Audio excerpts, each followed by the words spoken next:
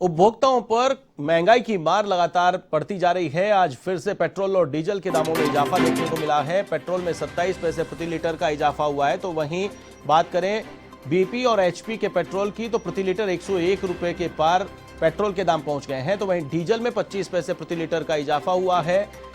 Bharat petroleum और Hindustan petroleum के diesel की रेट 94.28 रुपए प्रति लीटर हो गई है। प्रीमियम पेट्रोल की बात करें तो 28 पैसों के इजाफे के साथ प्रीमियम पेट्रोल प्रति लीटर 104 रुपए 16 पैसे पहुंच गया है। आईओसीएल का पेट्रोल 27 पैसे और डीजल 24 पैसे महंगा हुआ है।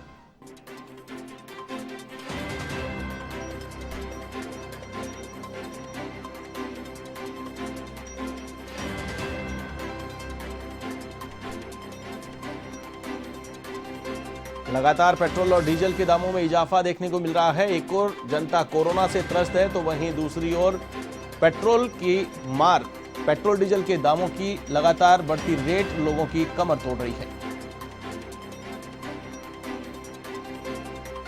इस खबर पर अधिक अपडेट के लिए मेरे साथ फोनलाइन पर मौजूद है हमारे संवाददाता बीके शर्मा।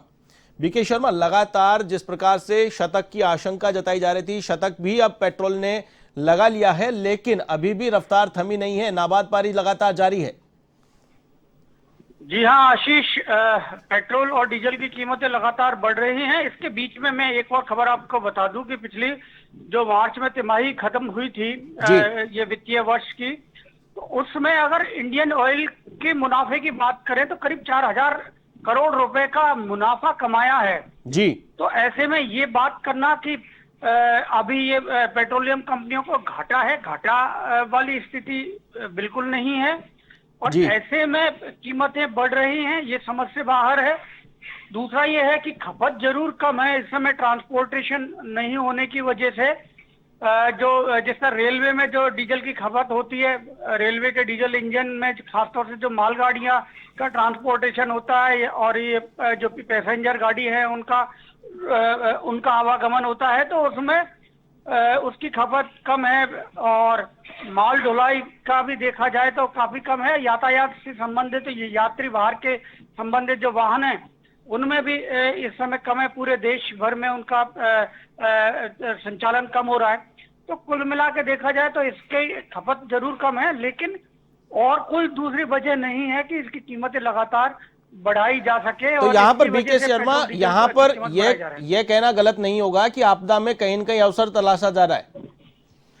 जी हाँ, वैसे में ये केवल पूर्ति आम जनता से करना कि यदि खपत कम है तो जितने लोग खपत कर रहे हैं या जिनके काम आना उसके ऊपर उसका भार बढ़ा दो, ये अच्छी नीति नहीं हो सकती।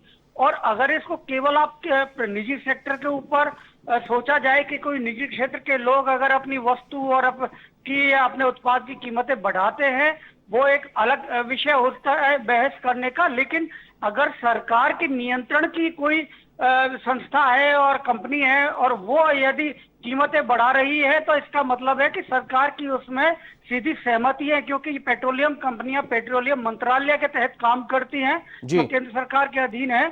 और यही कंपनियां बिना पेट्रोलियम जो मंत्रालय है उसकी सहमति के बिना कीमतें नहीं बढ़ा सकती। तो सरकार की अनुमति से ही ये सब कीमतों में इजाफा हो रहा है। और इस समय सरकार को शायद ये आम जनता की इस दुविधा का, परेशानी का अंदाजा नहीं है कि इस समय कितनी मुश्किल का दौर से आम आदमी गुजर रहा है। आशीष जी बिल्कुल, आप हमारे साथ बने रहिए। मैं आपको एक और जानकारी दे दूं, कॉमर्शियल गैस सिलेंडर सस्ता हुआ है। घरेलू गैस के दामों में बदलाव नहीं किया गया है। घरेलू गैस सिलेंडर 813 रुपए पर स्थिर है। 19 किलो का कॉमर्शियल सिलेंडर 122 रुपए सस्ता हुआ है।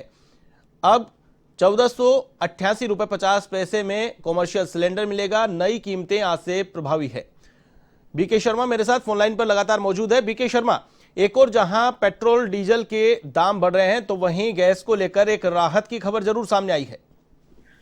इसको भी आप एक फौरी तौर पर तो आप राहत कह सकते हैं आशीष, लेकिन अगर इसको लॉन्ग टर्म में आप देखें तो ये कोई बड़ी राहत नहीं है, क्योंकि पिछले 6 महीने में करीब 600 रुपए बढ़ाए थे कमर्शियल गैस सिलेंडर की कीमतें। उनमें से यदि अब 122 रुपए कम किए हैं तो ये कोई बड़ा फायदा नहीं है। जी। और ये इसका लाभ सीधा सीधा उपभोक्ता के ऊपर होता है, और खासतौर से छोटे व्यापारी हैं या इस तरह के जो खाने पीने की चीजें, ठेले, खोमचे, चाय की दुकान, छोटे ढाबे, रेस्टोरेंट, इस पर जो कमर्शियल सिलेंडर काम में लेते हैं उनको इसका लाभ जरूर होगा। लेकिन पहले से ही पेट्रोलियम कंपनियां कमर्शियल सिलेंडर की कीमतें इतनी बढ़ा चुकी हैं कि बाद में उसमें से थोड़ा सा कटौती करके और ये सहानुभूति बटोरने की एक कोशिश मात्र है। इससे कोई बहुत बड़ा फायदा मिलने वाला नहीं है आशीष।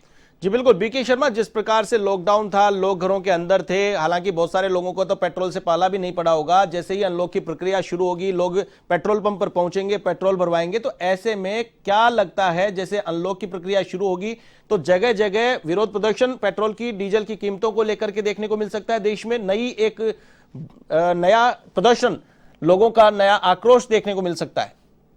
मुझे लगता है कि जो केंद्र सरकार के विपक्ष में जो पार्टियां हैं, यानी केंद्र में बीजेपी सरकार है और दूसरे राज्यों में जहां भी बीजेपी की सरकार नहीं है, कांग्रेस की या दूसरी पार्टियों की सरकारें हैं, उनके यहाँ से ये आवाज उठ सकती है और उठनी भी चाहिए। क्योंकि जिस तरह से जब बीजेपी विपक्ष में थी तो जिस तरह से आंदोलन किए जाते थे पेट्रोल और घरेलू गैस की कीमतें बढ़ने पर, और उसकी वजह से कई बार सरकार को झुकना पड़ा, लेकिन अभी तक ये थोड़ा चिंता का विषय जरूर है कि विपक्ष की ओर से उस तरह से इस मुद्दे को पर कोई आंदोलन या किसी तरह का कोई ऐसा कोई अभियान नहीं चलाया गया कि जिसकी वजह सरकार के ऊपर कोई दबाव बन सके।